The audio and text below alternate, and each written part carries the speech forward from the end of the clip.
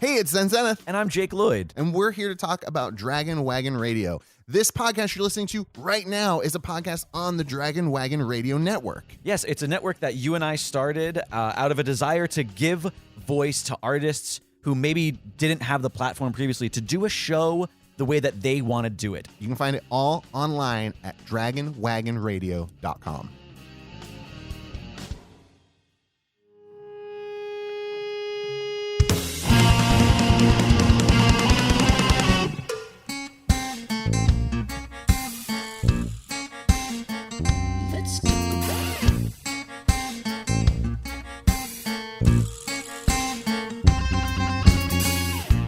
Hello, welcome to another episode of Elaborate. As always, I am Jake Lloyd, and I'm here, and you're here. You're still here. We're still here. Everybody is still here. Thank you for that. That means a lot to me. That makes me feel special. I'm sitting down today with somebody who is extremely special, an incredibly talented director, as well as a director of photography. He has shot a bunch of fantastic stuff that I'm sure you've seen on the web, on the TV. Sitting down today with Pierce Cook. Hi, Pierce. Jake, how are you? I'm good. I feel like my energy was way up there, and your energy No, it's was... great. It's a bit of a trance. It's a bit of a trance? Yeah. Meaning what? Your voice is very sultry in the mic. That could not be further from the truth. Just because I've heard it, so I'm aware that that's not the truth. Well, Pierce is an incredibly talented director of photography, as well as a director who is currently sleeping on my couch. yeah. If it was me listening, I would wonder if I was talented. If I was like, wait a minute, if he's talented, why is he staying on Jake's couch? Well, What? you are out of the creative friends group and all of the fantastic artists that we know. You are one of the few out here that I know that does have a family. You're a family man. I am. But your family is not currently out here in Los Angeles. Correct. Your family is In South Carolina. My wife and I are both from South Carolina. We met the day before I moved to Los Angeles, which was over 5 years ago now. And we've been bi-coastal in that time. We got engaged, had a kid, got married in that time, in that order. And had another kid. And now we're finally, for a variety of reasons, we still have the house that I grew up in. Both my parents have passed away, but we're now trying to sell the house so that we can all be in the same place. Right. Notably, as we should be, my older son is old enough that he's like, when are you coming home again? Right. And we don't want to let that go on too long. So. right. And how often? Because I feel like I see you mostly when we're working on a thing. Every now and then we'll grab some food together, but for the most part, I see you on set. I see you working. How often do you get home? Are you home with the family? It varies. Yeah. Early on, when I first moved out here, it was pretty much like clockwork. I think my wife may very rightfully so say differently.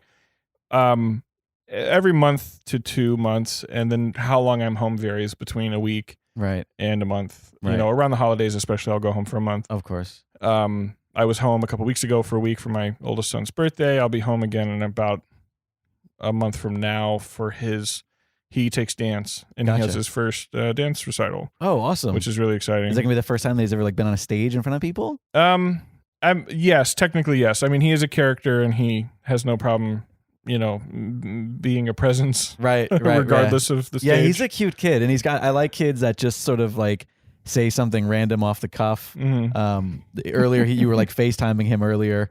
And I already leave, and you're like, all right, buddy, well, I'll talk to you later. And he just goes like, bye, Mr. Jake. And it's just, that made me laugh. Yeah, he just, we're working on, we love that he's comfortable and very social, but at the same time, we're trying to teach him about being aware of strangers, the appropriate, safe parent stuff. And it's tough because you don't want him to lose that sense of community and just humanity, I guess. But at the same time, you have to prepare them for everything. So it's being a parent. My wife is definitely lead parent, and I say that with all respect and due care. But I want to be a good dad, and I want to teach my kids and of course, and be a good role model. My relationship with my wife, that's obviously important. Right. And so It's a learning process. And so the plan is that they're out here in a month officially. A month for or good. two, hopefully. Yeah, Okay. basically as soon as we sell the house, and hopefully, right. especially because it's getting warmer and it's a big like school suburb. So Right, nice. hopefully, as people are looking to move before next school year. Right. Is there any? I mean, like, so you grew up in the Carolinas? I did. We're both from the Carolinas. It's got to be a completely different world, Los Angeles. It is. I did travel a fair amount with my parents when I was little. Not excessively so, but like Right. I remember going to like Denver as a kid and Ohio as a kid, and New York in high school, and Charleston is a fair sized city. We went to Atlanta a fair amount for like Braves games back when the Braves were in their heyday. So I guess what I'm asking is, it's got to be wildly different. And so, is there any sort of either trepidation or nerves or anything that you're kind of thinking about raising kids here in LA versus like getting the same sort of childhood that you got? Or do you think it's not going to be much different? That's a good question. I am fortunate because I've been here in a way. I had some friends before I moved, but my kind of LA family has definitely expanded. I know a lot of wonderful people here, different and from all corners of life, so to speak. Right. People who are in the industry, people who are not. Right. Pick an age, right, and we know people. And so I hope that diversity will help it feel more like a home. Right. South Carolina will always be home to me in a way, course. but naturally your family is the most important thing. For me it is. There are things I like about LA a lot, the culture, the food. Yeah. While I love the culture of the South and the food of the South. Yeah.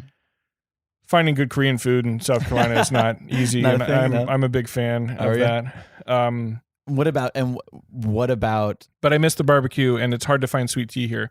There are a few corners. Okay, so I'm from Long Island, and I left New York when I was in my early 20s, and I moved to Pensacola, Florida, of all places, just kind of on a whim. Right after Hurricane Ivan hit, I met this girl that was like, long distance, and I was gonna go down there and see if that was a thing. And then I also thought like, well, hey, I'm in my early 20s. That like sort of angsty 20-year-old sort of mentality of like, I gotta get out of this place, and for whatever reason I thought I was gonna go do like hurricane relief after Hurricane Ivan. So I like signed up for like, Habitat for Humanity and that kind of shit. That's good. It didn't last. Don't give me any credit. I'll never forget when I first went down to like just a fast food joint. I think there was this place called Backyard Burger that was really popular, if I'm not mistaken. And I was like, yeah, I'll take an iced tea. And they gave me this fucking magic serum that I have never experienced in my life called sweet tea. Because in Long Island, like, you get an iced tea, it's a little bit of sugar, but it's mostly lemon. It's mostly tea and lemon. That's like what an iced tea is. The first time I ever had a sweet tea, Pierce, it blew my mind, and I've never turned back. It's pure sugar. I made the mistake, not mistake, I think it's hilarious in a way, but like about a year ago, plus maybe a year and a little more, I was seeing a friend of mine back home, and we were getting breakfast, but I ordered sweet tea, and I brought my son with me, my older son, and I ordered a sweet tea, and he asked if he could have some. And I was like, sure, buddy, but just a little bit. And he starts drinking. Do you try like not giving too much of the sugar? Well, yeah, I mean, tried. It's just because I'm trying to like not, I don't know any better in a way. Like I don't know what the right like analogy is for it, but like I want to spoil him, but I also don't want to let him go out of control. Yeah, no, I get it. But I let him try the sweet tea, and I swear I turned my head for like half a second, and I turned back around, and it's like all gone. And I was like, and my wife is awesome and has a great sense of just fun and liveliness. But we also want to, again, instill these correct parental kind of borders, because he does some wacky stuff, and she tells me all the like hilarious. She sent me this picture last night, and she's like, "Buddy, you ready to go to bed?" And he's like, "No." Well, why not? And she looks over at him, and he's sitting on the toilet with his pants on his head, like the waistband around his head with the legs going out like antlers. Like you do. And he's like, I'm being silly, honk, honk, honk. And like, he's like literally making honk noises. Just a weirdo. The best but I love that. It's awesome. But I miss that. And the area that we want to live in has feels a little bit more like an East Coast, like we used to go Right. to the mountains in North Carolina a lot. Feels like that to me a little Yeah, bit. it's a little bit out of LA. You were telling me it's a place. It seems nice, like a little more of a mountain town kind of feel. What is his opinion of it? Your oldest son, like, is he excited about moving? Is he afraid of, like, is he sad about missing friends? That's the thing I don't know, and that does concern me. I mean, we have both of my parents have passed away again, but like my extended family's there. My wife's parents and that extended family are there, and he gets to see them somewhat frequently. And I do feel bad about taking him away from the people he's gotten to know. I moved. My dad died when I was 6, and we moved. And I mean, I remember what that was like, and it wasn't quote unquote bad. I mean, it seemed more just like of a curiosity and a change. Obviously, there are some things that we notice behaviorally that when I'm not around, that we're concerned about. But hopefully when we're all together, that'll balance out. The dynamics will just change. But I do feel bad because I know that he has connected with those friends. Right. But at the end of the day, at the end of the day, he'll be fine. Right, of course. And obviously we'll still see those family members. I mean, we like to travel back at least once or twice a year. Right. So I'm excited for them to be here more than anything. I know Mara's, my wife, ready to. She's over it. To make I mean, she loves home, but we need to be together. And that's what I meant. She's also essentially raising 2 kids by herself when I'm not home, and she's doing a remarkable job. Yeah, hats but off me to her. Thanking her only goes so far. It's like, okay, I actually want you to help me do it. Kids in college, and you're like, thanks, I appreciate this again. She's like, yeah, you know what, fuck you. You know what, fuck you. But I said thanks though. Yeah. Well, also, I mean, I from what I know of you, I mean, you fucking love your children. And so it's also, I know that it's got to be heartbreaking just to not be there. Yeah, it's weird because it is.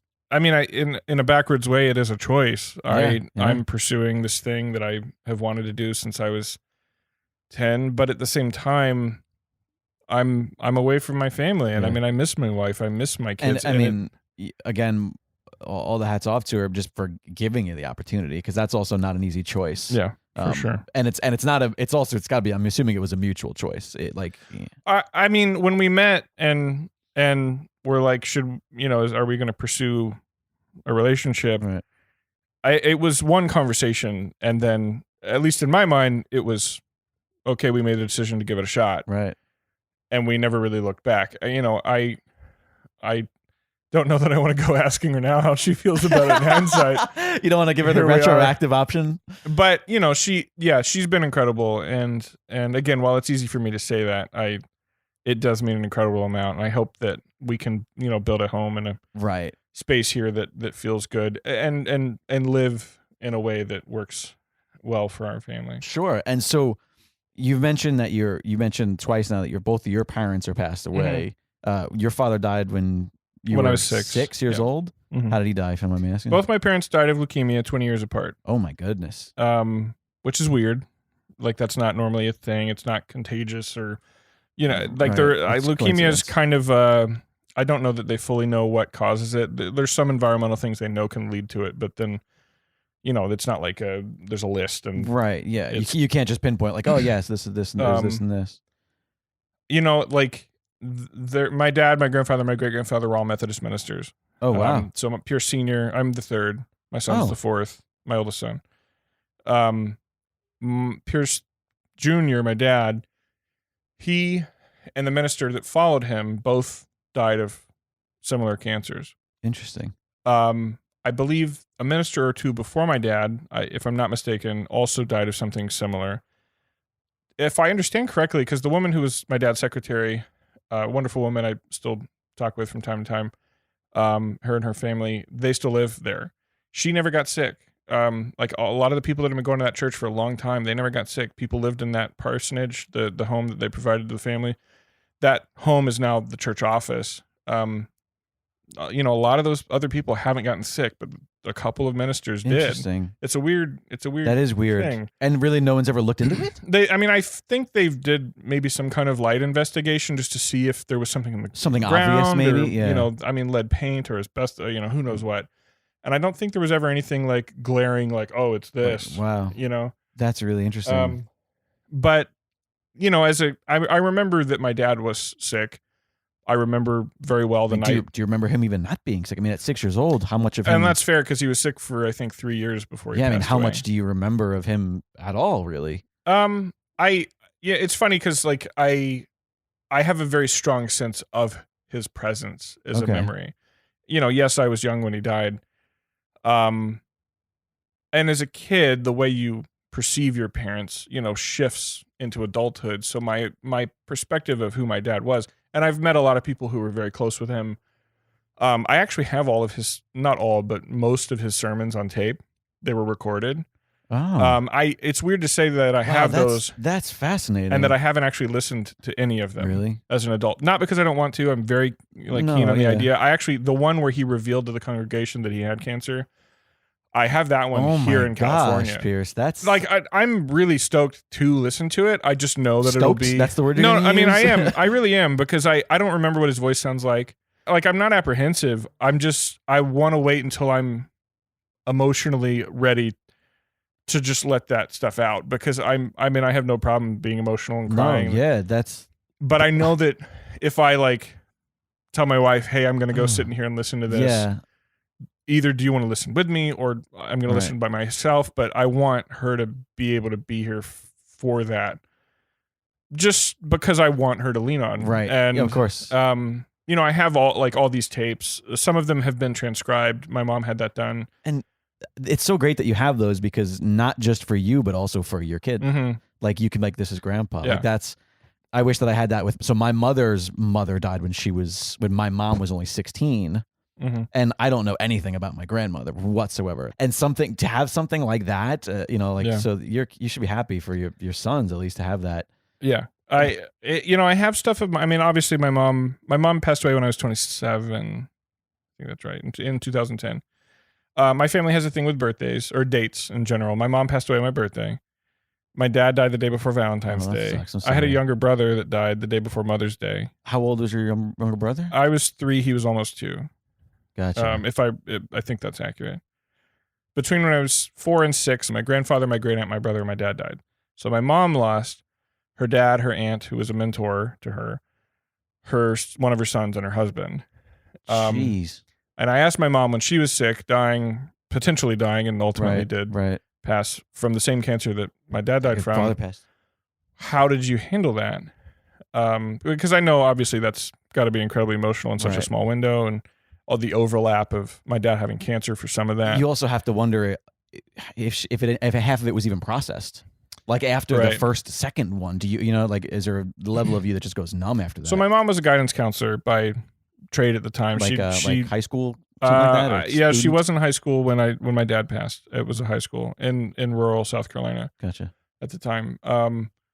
So she had a master's in, I don't know, like public health or something. I don't remember exactly what her degrees are, and I have the diplomas at home. But she'd studied that stuff, and she was a very strong personality, a very bold personality, but also a very warm and welcoming person at the same time.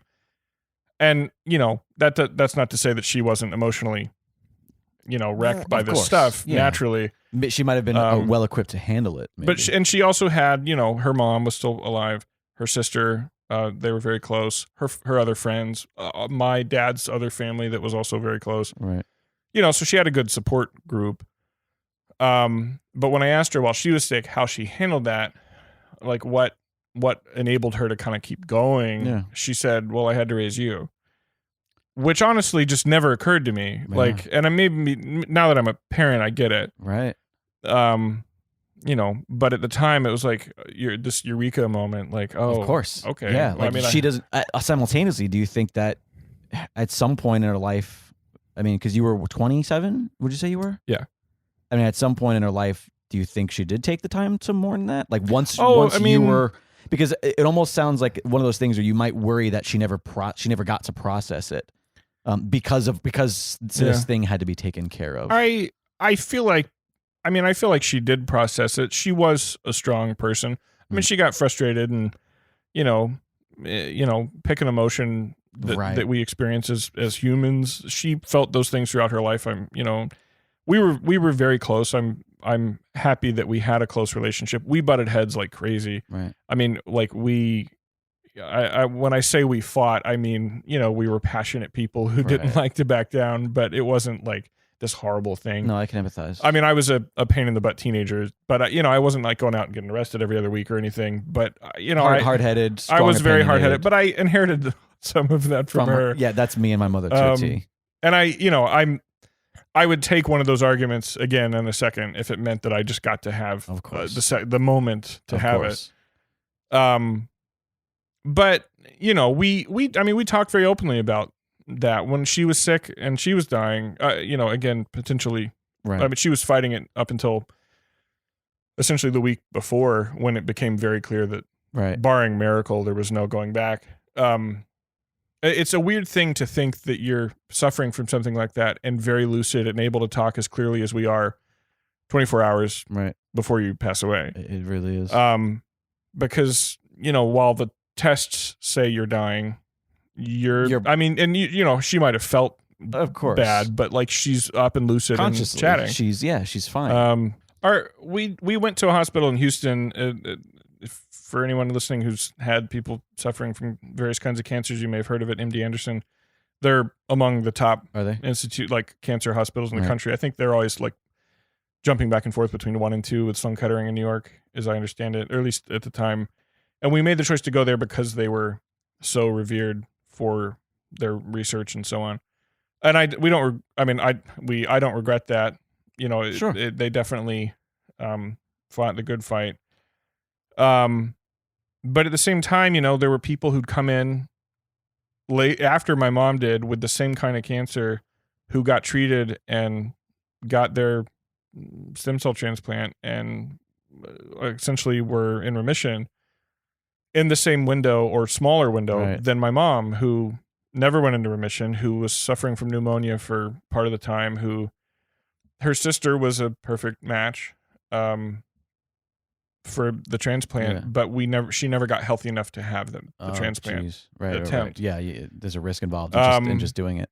And meanwhile, I'm, it's weird because I was 27, but in a way, I felt like I was still 18. Yeah, I was not very focused on my career at the time. I was kind of riding along through life, and that was, in a lot of ways, a big wake up call. I know she was worried about me where frankly taking charge of my doing. life, even if she hadn't passed away, because while she was very supportive, I think there is some wisdom in letting your kids fall and learn what it means to fall because they didn't support themselves.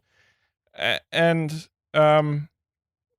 she would always ask me, why haven't you moved to LA, or why don't you go back to New York? I was in New York for 6 months on a documentary before she got sick. And that's great that she pushed you like that. That's something that I have to give credit to my family, is like, when I decided to leave New York, there was not a single like, why? Do you know what I mean? And then to experience that sort of like, oh, I love you. I'm sad that you're leaving, but get the hell out of here. Yeah. And that's fantastic. Especially because later in life, I would experience the opposite when I would sort of get ingrained within an ex's family in Florida, where when it became time to leave that place, here's the people who aren't even my blood relatives, just people I become close with. They were the opposite. They were that like, why do you have to go? This doesn't make sense. And it was sort of like, oh, this is the difference between people that are kind of understand the support system and maybe some people who are a little bit more selfish, So it's nice. It's great that she wasn't selfish and she was, she pushed you like that. I think there was a part of her definitely that was concerned. It's not a bad conversation to have, but an odd one to look back on in a way, because I know how, I'm not saying I'm not immature now, but I was much more immature at the time. And knowing, like, trying to put myself in her shoes and realize, gosh, I love my son and I'm worried about his well-being if I die. Right. Because while I do have family and friends and so on, I had just come out of an unhealthy relationship that had lasted a while, that I'd kind of gone off the path I needed to be on while I was in that relationship. No offense to that person, but it was, I put my career efforts on hold for the most part, and just kind of was wasting, more time than I should have, not trying to help myself. And it's, as a parent now, but also just as a human, you realize, gosh, like, time is precious, but you want to just make some of these moments last forever. Of course. Whether it's an unhealthy moment or a positive one. Right. Well, just really yeah. to go back, you said that. So your father died when you were 6, 7. You said 6. 6. Did you have the like male role model figures? I did, yes. 2 in particular. One very much more than anybody else in particular. My uncle Kevin. It's my aunt. My dad's sister's husband. Gotcha. His wife's name is Carol. Kevin, and he's still with us, thankfully. He's very much a role model. He all the things that a dad would teach us how to shave, and right, the whole talk about the ladies and all that. I got that from my mom as well. But it's like don't be dumb. Like even now as a dad, as a husband, I still talk to him. I still call him. That's great. I wish we talked more than we do, but we do talk at least once or twice a month, if not more. And I feel the same way. I'm in a similar boat. My father did not pass when I was young. My father is still alive, I think. My father left. My father left when my mom was pregnant with me. Oh wow. And so it was weird for me. Did you feel at 6 or 7 years old? Did you feel pitied about your father? Because that's something that I have a vivid memory of. No, honestly, no. I missed my dad, and I was very aware that he was gone. But I remember a few key times when I was very aware that he was not there anymore, and I was sad that he was gone. But no. I mean, like you don't like because I just have vivid memories of people. Like I remember feeling pit. Like it's incredible, and you have kids now, so I'm sure that you see this. Like they understand a lot more than I think we give them credit for at a certain age. Absolutely. And at a young age, I was really capable. Like I was fully aware that I was the kid without a dad, and that everybody in the family felt bad for me. Even as a kid, I have vivid memories of that feeling. But with that said, and this is the ultimate fucking irony of it, is that I could not have had more. I was not lacking in any case. Yes, my dad took off. No, I didn't have the teach me how to shave. I didn't have the talk, that kind of stuff. But that's fine. What I did have was my godfather, who's my uncle, who I love to death, who was like my massive father figure for me, who was just an incredible man. I had my older brother, who's 7 years my senior. So he's that's a good enough age to where like I watched him become a man at an age that was sort of important for me.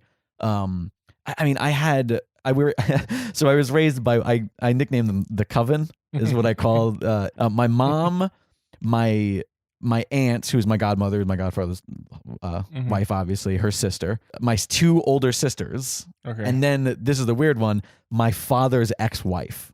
Wow. So when my mom and dad were married, they both already had kids from previous relationships.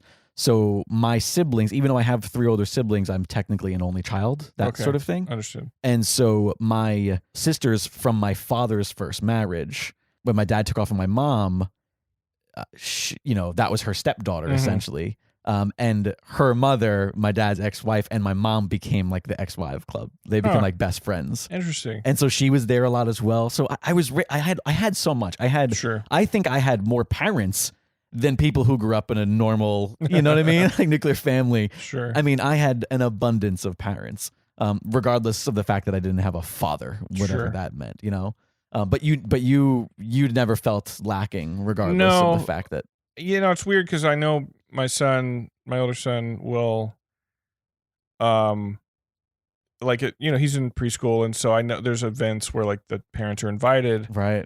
And like I missed one of the dad days, basically, and my wife and I because I freelance, it's a hard. weird gig, and there's no excuse. I obviously very much wanted to be there, and it's weird because sometimes when I think about things, I either think of books or movies that I watched where there's a character or a similar situation, and I keep thinking of Robin Williams and Hook when he's like, "My word is my bond," and I'm like, I can't go there. What an interesting movie to pull from. It's just, I mean, I get it. No, Spielberg, he has this thing, it's kind of a recurring theme for him because his parents divorced when he was a kid, and I mean, I don't know now if either of them have passed, but as of maybe 5 or 6 years ago, I believe they were both still alive, and he's close with both of them.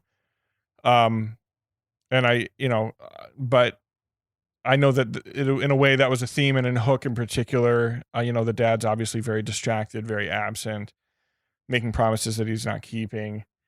And those are kind of the tokens of some of the tokens of quote a bad father or an absent father. And I was like, gosh, I don't want to be that. Right. And, some people will say, well, that you're even thinking about it has you 20 steps ahead. Right. But I was like, gosh, but I hate that I even have to think about it. Like, and I love that my wife's so supportive and technology obviously bridges some very otherwise difficult gaps in terms of seeing him and exposure to him. Like we talk multiple times a day. Yeah, I mean, since in the couple days that you've been crashing here in between, because the place that you're currently staying at, we never really talked about this. You aren't just couch surfing like a loser. You have a place that you stay at, but you were kind enough to vacate it for a couple days because they have a lot of family coming in. They do. So you were like, oh, I'm gonna go find a place to hang out for a couple days, and so hence why you're here. You're not just so we get that out there. So people I live out of my car. Yeah, exactly. I almost at one point did for like a week or two. And that was an interesting conversation to have with my wife. I was kind of okay with the idea, but ultimately, thankfully, it didn't end up happening. But I did that. Did you? Yeah. When I first moved out here, the place I was supposed to stay at, the guy literally, as I was driving across the country, the guy bailed. Wow. I lived out of my car for weeks, and what was that like? Can I be totally honest? It wasn't as bad as you might think it is. The hardest part about it was sleeping, getting a good night's sleep. It sounds like it, like in a way in your mind, it's like, cool, I'm doing this thing that's different. It wasn't that, because it was also an extremely stressful situation because I didn't plan to be. It would have been different if I had planned on it. Sure. And I had a bunch of shit in my car. Like I moved with all my crap. So were you sleeping in your driver's seat? I had my dog. Oh wow. So the first thing I did when I got out here, when I realized I didn't have a place to stay, was I went to the library and I jumped online. This is like before I had a smartphone I could do it with. Sure. I didn't have an iPhone to just jump online whenever I wanted. I had to actually go to a place and sit down at a computer. I posted an ad. I posted an ad on Craigslist to see if anybody would be willing to watch the dog. And I kind of like loosely explained the situation. And I found this girl who, I actually just drove by the apartment today, and I thought it's weird that I'm bringing this up because I thought about this. I was like, oh, that's where Cosmo stayed for a couple days. It was this girl that when I went into her house or apartment, I was like, you should not be answering anything on Craigslist about strange guys. She's like this gorgeous, rich 20-something who's a chef at Warner Brothers. Okay. And she was like, oh, I'm thinking about getting a dog. And I saw your ad, and I thought this would be a good way for me to kind of like test out what it'd be like to have a dog for a couple days. I had her watch him for a couple of days so that I kind of didn't have to worry about it. And then I slept in my driver's seat, or it's actually my passenger seat because the steering wheel wasn't in the way. And I drove down to the beach. They're way more lenient about like people in cars overnight at beach parking lots and stuff like that. And I also had a shower in the morning right there. Oh, right. So and then I would do that, and then I would go right to the library, try to find a place to live, and and just do that cycle until eventually I found a place to live by just putting ads on Craigslist and responding to people's emails. When I first got out here, it was a lot. I mean, I had leads and I had friends who worked in the industry, and I was doing decent back on the East Coast before I moved. But it was kind of, I don't want to call it a rude awakening, but it was definitely an awakening. It's like, this isn't going to get handed to you. You've got to do something. And I definitely had some friends who were incredibly generous in the first couple of years, that enabled me to still be here at a point, especially in the face of like deciding to get married and having a kid. And, it definitely could have been a lot harder, and I definitely could have felt a lot more alone. And I'm very thankful for a lot of people in my life. Friendships go a long way. Yeah. And that's the thing is that after that little stint in the car, I got very lucky. I found a place that I could not, it was when I tell people about it, they were like, I hate you. I literally found a guy who was a line producer for reality TV, who was gone 9 months out of the year traveling. He produced a show called World's Strictest Parents, I think it was, which is such a misleading title because it wasn't about strict parents. It was about shitty kids. So it was a misleading title. Yeah. But in any case, he had just bought a house, and he pretty much just kind of needed somebody to watch the house and be there for all the work he was getting done to it. He didn't really need a roommate, so it's not like he needed money. Sure. And he had a spare room, so I had this entire house to myself. It had a pool. I would have barbecues, and it was amazing. And I paid $400 a month for it. If karma exists. Sure. Those 3 weeks or however it was, 3.5 weeks in the car. You cashed some of it in. I definitely cashed it in for a good year at that place. Just going back to talking about your father and talking about having a son, do you find now that your experiences with your son change anything about the way you thought about your father because you had him for such a short time? Honestly, it makes me wonder. I mean, because my aunt, my dad's sister, and my uncle, her husband, and and other people Kevin, that I know. was Kevin, Uncle Kevin, you said? Yeah. But also my mom. I mean, when she was still alive, a lot of people, anyone who knew him, is happy to talk to me about him. Right. The problem is, for me, I wonder what he must have felt when he was alone at night in the hospital. Right. I have this wife that I love. I have this kid. Or, I mean, until my brother died, son and sons.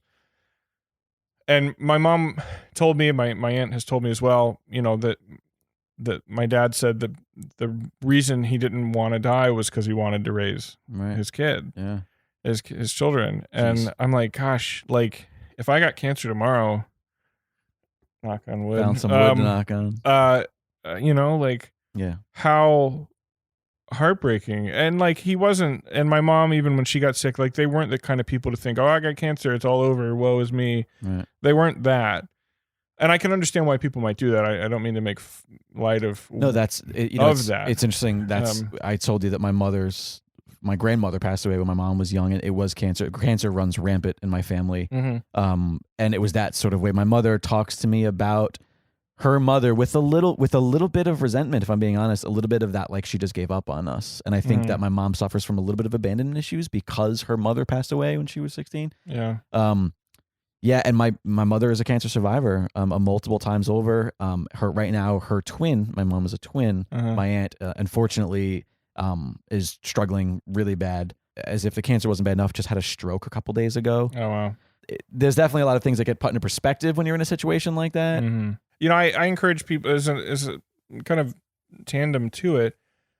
I think if it's very important to talk about with your parents. And if you have siblings, with your siblings, like what do you want if you pass away or when you pass away? There's a lot of technical parts that come with someone passing, bank accounts and of course the legal and crap. that shit has torn families apart. That's also torn my family apart. And besides, in a way, I guess, and I would have taken obviously a fight with my brother over my brother dying, but no one came after anything in the family. Right. My mom left everything to me. Right. That was it. But clean. She also had a document with here's all my accounts. Wow. Here's this. This is what I want for this. This is how I want my funeral to go. If you want, you can make a decision on all of this, but I want this one specific thing done. Basically, so I didn't have to. And I think a lot of answer all those questions. And a lot of that allows you to grieve in a proper way as well. Sure, and it was like, but even while she was sick, we would talk about stuff.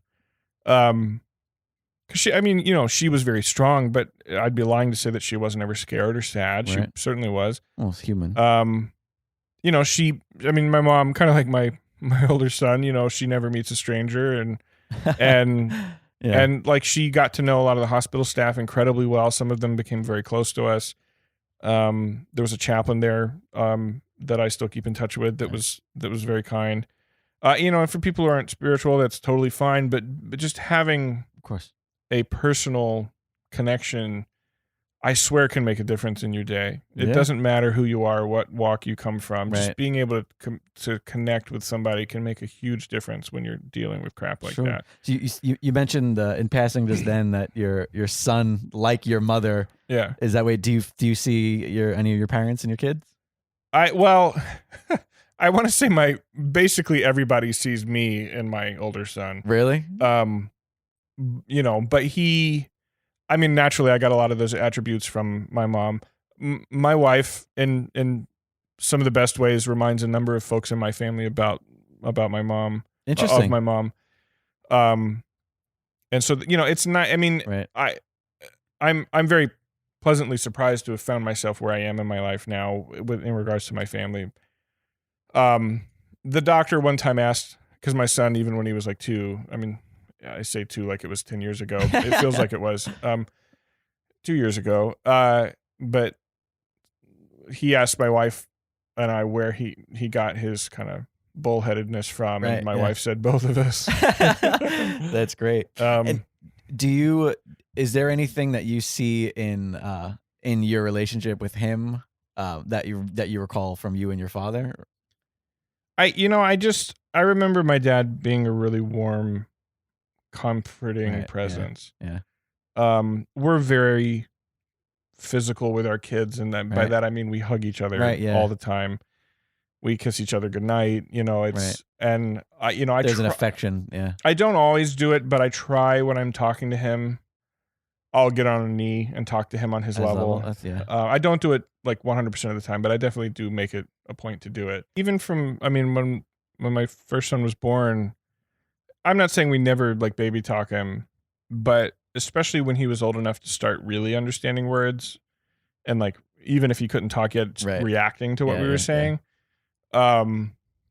We just talk to him like we talk to him the way you and I are talking. Like, no, I listen to it. I listen to you guys on the phone, and you're just like, it isn't. There are times where I'm like, I'm not sure if Pierce is talking to his son or talking to his executive producer for a project he's working on.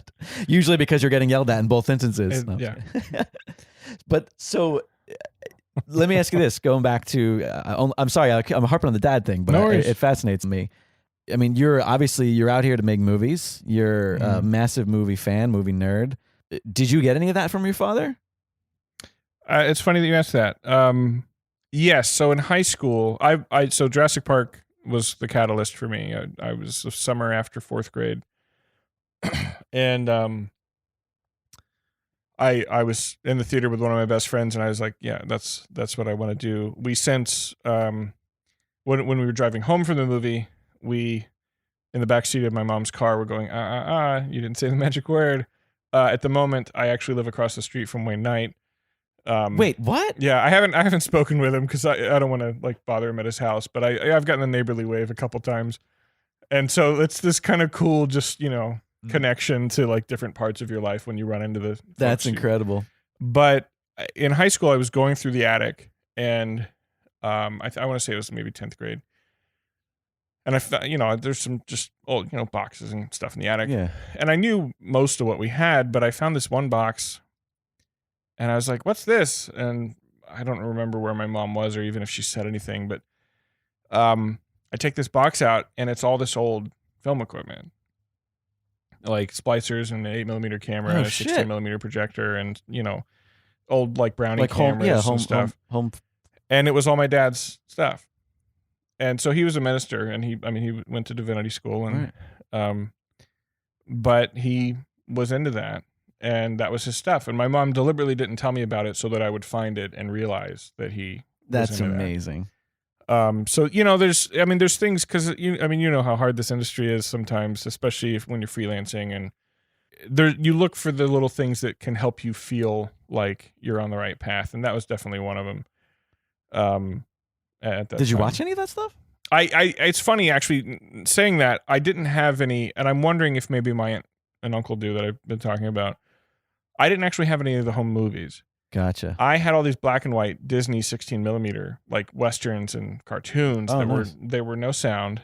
And I still got them. They're just a train coming at the screen. I mean, some of them were like early. I mean, it's funny because the reels say Kmart on them. Oh, like wow. You could just go buy film reels at Kmart. It's like, what? Crazy. But I shot some 16mm silent film in college, and so I played it on the projector I had. That was my dad's. That's so fun. Yeah. I can't imagine just coming across something like that in the attic and being it was kind of surreal. I went through a point because I drew a lot in grade school and was like an honors art and all that in high school.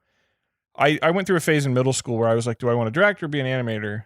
But it was all still in the same wheelhouse. I also like that this is middle school for you. Most people in middle school have no idea. I remember a friend's dad in 8th grade telling my mom, I happened to overhear him, that he was really impressed that as long as they had known me, I wanted to make movies. Wow. And yeah, my mom was very encouraging about that. I met not a lot, but a number of people along the way who had parents who weren't supportive of their desire to do this stuff. And it's, I can understand why they might be, but there's I forget what it's from. I don't know if it's a movie or a quote from something in particular. Someone relayed it to me who had it relayed to them and so on. But there was a joke or an anecdote about basically in any other city in the world, I'm unhireable. Right. Yeah. And naturally I'd like to think I have many skills in terms of, Sure. leadership and vision and implementing creative strategies and so on and so forth, and technical skills. But, I want to teach my kids that it's okay to pursue something, whether you fail at it or not. Right. Does your son understand what you do? He knows I make movies. He knows what movies are. But because I haven't done any like big studio things or big, like, I mean, I have a buddy who shoots for Disney occasionally, like some TV and YouTube stuff, but it's not quite at the point where anything I'm shooting is anything that he would have watched. Right. I have shown him some stuff I've watched, some of the shorts I make for one company, like these branded short films. He's seen some of those and he gets into it and he's like, no, that's the bad guy, blah. Right, like, sure, yeah. Have you shared your love of movies with? Are you trying to implement your love of movies on him? Not yet, honestly. Still We've seen like Zootopia, right, and Moana. He's seen like most of what he's seen in the theater. The very first movie I took him to in the theater was Zootopia, which was a good choice. I feel like that's a good first movie for a kid. Yeah. And he calls movies, any movie with like characters like that. Yeah. He doesn't call them Zootopia. He calls Ratatouille, but okay. Zootopia is the Fox and the Bunny. The Fox and the Bunny. The Robin Hood, the Disney Robin Hood animated film is the Fox and the Bear. That's great. What's kind of great is that this is sort of like how my mom labels things. Like he sort of labels stuff like an old man and old woman. He does call like Moana, movie Moana. Because if there's a character in it, that's the name of it. He knows that Maui is the other character. Right. I have a necklace that looks like Maui's hook. My wife gave me a couple years ago. I like just having a necklace, and I kind of stopped wearing some of the ones I'd worn previously, and she gave me that. But this was before Moana was even advertised. And so I have a big Samoan friend, Joe. Yeah. And shout out to Joe. He's a fantastic stunt guy, actor. Yeah, he's just wonderful. He actually gave me gave my wife a ukulele. My wife had expressed wanting to learn how to play ukulele, and so he arranged to get one for her. Every now and then somebody will just say something in passing that is essentially not that big of a deal maybe, but it makes you super emotional, especially living in Los Angeles. And Joe hit me with something that made me cry, that made me straight up weep. And so Joe, when he first started kind of dipping his toe into acting and stunt work, he was on the stunt team for a short film that I was working art department on. Okay. And it was his very first ever project. And he, I guess, was sort of felt a little bit like a fish out of water or uncomfortable or whatever it was. But I remember I immediately took to him because he's just this big, lovable guy and he's got a great personality. I remember that day on set just kind of being friendly with him all day and just, hanging out like you do with people that you like on set. And it was just, for me, it was just another day of anything. And for him, it was his first day. And he was kind of trepidatious. He said, I didn't know if he really wanted to do this. So I would say probably 2 years later, we're at a party. We're at a mutual friend of ours party. And he walks up to me and goes like, Jake, my man, oh my ooze, how's it going? And he kind of pulls me in. And he's like, man, I got to tell you something. And I was like, yeah, what's up, man? He was like, I'll never forget that day that we did that shoot. He was like, I didn't really know if I fit in. I didn't really know if I wanted to do this. And I was really nervous. And I just remember that you were so incredibly nice to me and you were so welcoming. And I was so afraid and nervous. And you made it seem like everything was just no big deal. And everything was so cool. And he's like, I honestly don't think I would have done it again if you weren't there on set that day. That's cool. And I immediately was just like, wait, what? Like, I helped you, and it was nothing. I was there doing, whatever I was doing that day, working some sort of art department. I don't know if I PD'd that. I think I might have PD'd that. But yeah, so I remember him walking up and telling me that, like, he really appreciated that I was just nice to him, and I was like, shit, that's telling too, because that goes a long way. And I can remember, I can remember the people that were like that for me when I first got out here, and I did. And there's a lot of there's steps too. Because it's partly just feeling like you belong. And then as you start to evolve and kind of elevate your career and your, not just what you can do, but what you're attempting to do and the caliber of jobs you're getting access to, it can be very intimidating because then you're working with a new tier of people or like union guys. Or, Right. And I'm very union neutral. I would say I very much support the good things that they do, Sure. and the protections that they provide. But like I remember, I shot this commercial for the state fair back home before I moved, Okay. like maybe like 6 months before I moved or so. And our grips and like our G&E guys were all, our grip and electric guys were all union guys. Gotcha. And this was my first time like doing something with like guys who, and like most of them were older and had been Sure. around for probably longer than I. Like the old guard. They'd been they were very established and knew what they were doing, and I was this 27, 28-year-old DP. I don't want to say I didn't know what I was doing. I feel I did. I definitely learned a lot since then. But you were green. We shot we did the shoot, and at the end of the day, I like we'd wrapped out. We're all good. I was talking to the director briefly, thanked him for that opportunity because I actually met him because he taught me in college. Wade Sellers, that was his name. He's a very nice guy. And then I went to say bye to the G&E guys. And I mean, it was a pretty small shoot. There were like 4 of them. And one of them, they had a case of beer they'd brought in from outside and was like, he just offered me a beer. And like basically motioned for me to sit down. And in my mind, I'm like, oh, they like me. Yeah. Like I passed. That's fantastic. Yeah. And that leaves a lasting impression on you. It really does. Because it can be tough. I mean, things happen on set. It's not always fun and games. No. And obviously safety is very important. Communication is very important. Yeah. People get in, arguments and that's just part of not just work and filmmaking, but life. Yeah. A lot of industries, it's very similar. Yeah.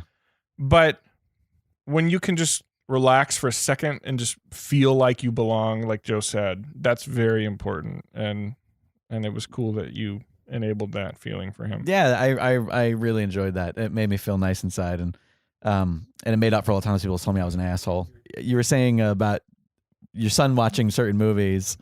He thinks my hook is Moana's hook, right? And he's like, or Maui's hook. Maui's hook, yeah. And he's like, how'd you get it? And I was like, well, Maui gave it to me. That's cute. And he knows who Joe is. Right. He calls him Mr. Joe, which Joe thinks is hilarious. That's just us trying to teach him like to be respectful. Yeah, no, you did the same thing. But on also the phone, somewhat familiar yeah. with the people that we, see a lot. Because when you move out here, we will all meet. We will be around. We will be his extended Sure. family. But I think he's kind of, wait, is Joe Maui? Oh, right. That's great. Oh, I love that. That's sweet. Yeah. I noticed. So my nieces are now 12, 10, and 7. Mm-hmm. We finally, this past couple years, started diving into like the classics. Mm-hmm. You know what I mean? And it really is incredible how inappropriate some of these movies seem. I mean, the worst one is Grease. Oh yeah, see, I think they might have done Grease, but I wasn't there for Grease. Oh man, that movie is so raunchy. Really? But and dude, like, even Back to the Future. Even Back to the but- Future. But then there were a couple of movies that were definitely more of my doing because my sister-in-law, my brother, I love them to death. They're not cultured people. They're just not. My brother is like the only art he cares about is like heavy thrash metal. That's it. That's the only art he gives 2 shits about. He doesn't care about movies, doesn't care about TV unless it's like building cars. Mm-hmm. And for the most part, they've always looked to me to be like, okay, well, what are we watching next, Jake? And so there are a couple movies that I have such strong connections to. Mm-hmm. Specifically from when I was a kid, when I was younger, when I was about the middle one's age, really. But here's the thing, Pierce, is I realize this as I'm watching it. We watched these movies edited for television. Interesting. I watched a lot of these movies that I love on like TBS and on these sorts of like Turner Movie Classics. Special and all that. Yeah. I don't know what I was thinking showing them the Blues Brothers. Wow. So many F-bombs, literally like somebody throws the N-word out there once or twice.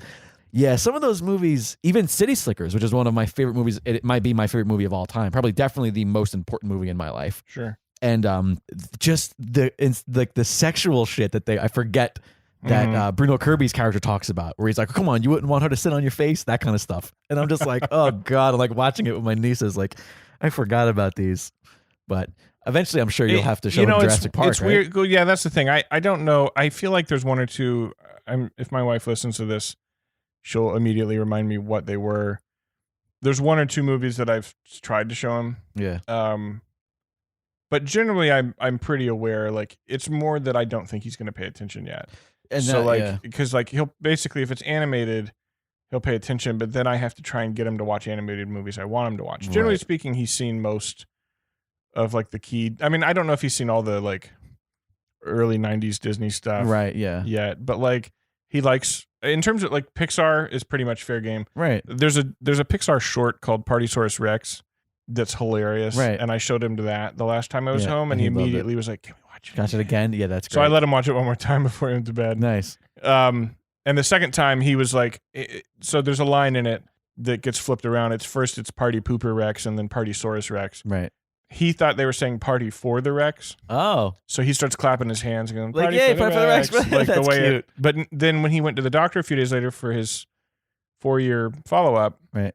They have stickers, and he picked the Rex sticker Right. from Pixar. So it's like with them. He liked I mean, it. he knew what the character was already, but Right. and I like watching those movies again. Yeah. Like, and especially the animated ones that like were even out before we were born. Like, I mean, like the Of Robin course. Hood one, and Fantasia.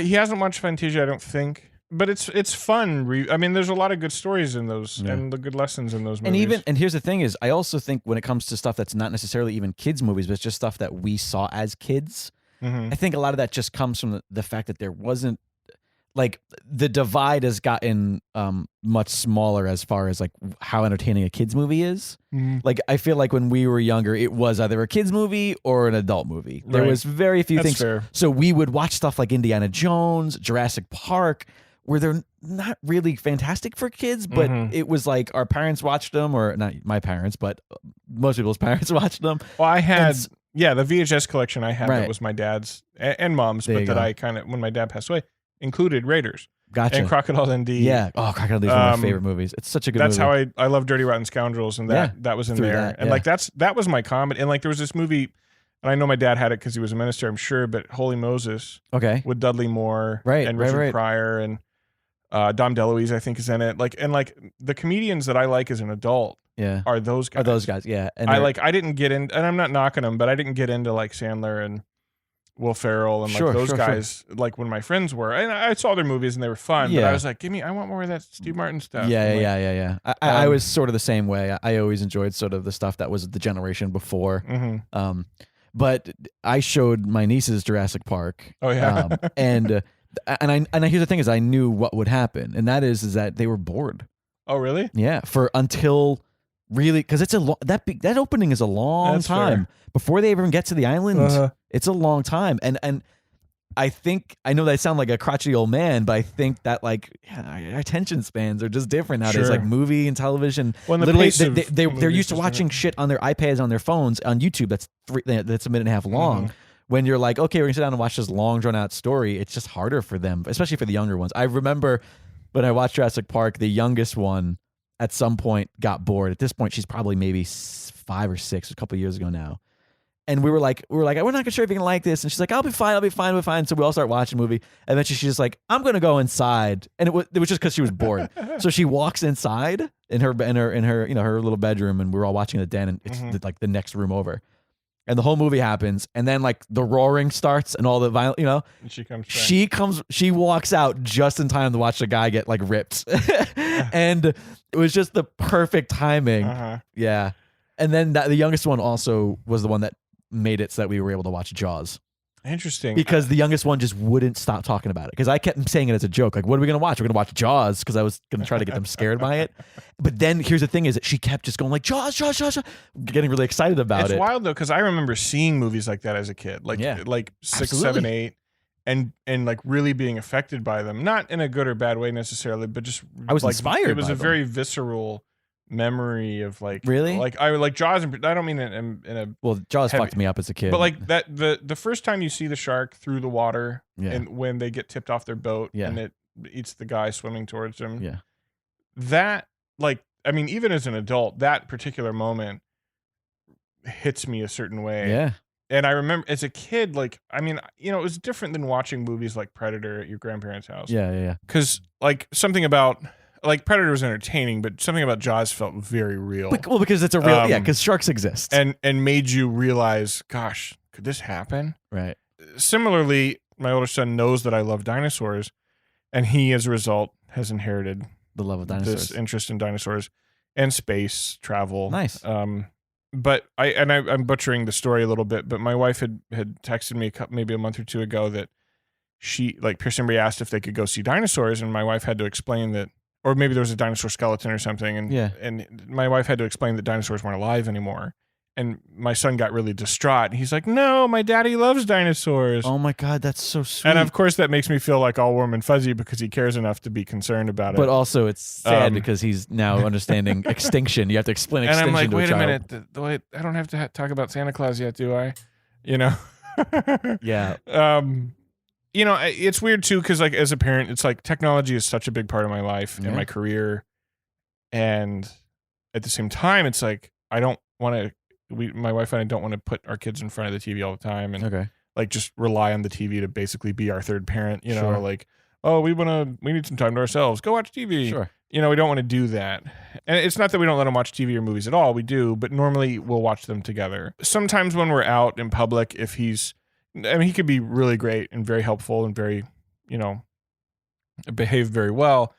But sometimes he hasn't taken a nap or pick a reason, whatever it is. He'll ask, "Can I watch something on your phone?" And there's like these PBS Kids apps that we'll let him watch. Yeah.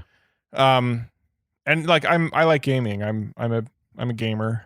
And I certainly try not to do as much of that as I used to, but he wants to sometimes play games. And in my mind, I'm thinking, gosh, I need to get him outside. Like we need to go, just walk or go to the playground. And he loves going to the playground. And he does like very much being outside and being physical. I think every kid does to an extent, right? But like I want to make sure to instill that and not let him think that it's okay to just, well, dad stays inside all day, so should I. Right. You know? Well, Pierce, it was a windy road, but I enjoyed chatting with you. Will Those you come are the back? best roads. They are the best roads. Will you come back and chat with me about more stuff? For sure. Anytime, man. Different. Fun. Pierce, where can people find you? What do you want people to see? Plug some stuff. Oh gosh. My Instagram, I suppose, is what I'm told is popular these days. My website's piercecook.com. What's the Instagram? Just at piercecook. PIERCE. Yep. No E on cook.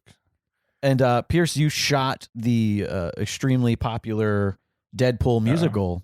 I did. That frequent guest of the show, Paul Bianchi, wrote. I did. You shot the fun cooking web series starring Kevin Smith called Wake and Bake with Kevin and Andy. Yep. Bon appetit, as Kev would say. Yeah. You got a lot of fantastic stuff out there. I think you're doing an incredible job. And as usual, find me on Twitter at LiquidJake. Please follow It's Dragon Wagon on all social media. If you're listening, I'd love to hear from you. Use the hashtag #ElaboratePod. Ask any questions of me or our guests, or just tell us how you think. And if you're listening on iTunes, would love it if you rated the show, left a review. It's okay. You don't have to be honest. I'm not asking for honesty. That's an overstretch. Just leave a review, leave some stars. Let's get some ears. Thank you so much for listening, and we'll see you next time. I love you, Pierce. Awesome. Thanks, bud. Likewise. Love you too. It's a long road. That was a long road for that love. That was a long road for that love, Pierce. Well, no, you know what? I psyched myself out from the beginning, and I was going to say I love me too, because that's something I used to do. But you can say it right now. I can edit it. Go ahead. I love me too. Elaborate is brought to you by GameBox Monthly. Who doesn't love tabletop and board games, right? But there are just so many awesome games out there. How can anybody possibly find the very best ones to bring to the table? That's where GameBox Monthly comes in. You see, let GameBox Monthly help you out. They scour the land to find the very best games, from the biggest titles to undiscovered gems, and they bring them direct to your door every single month. The games are new and yours to keep, and with something new always in hand, you are sure to be the hero of your next game night.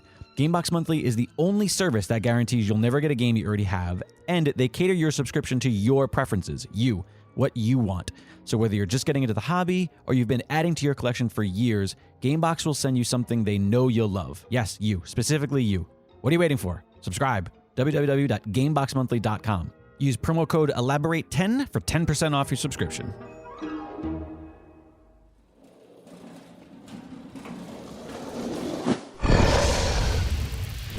Dragon Wagon.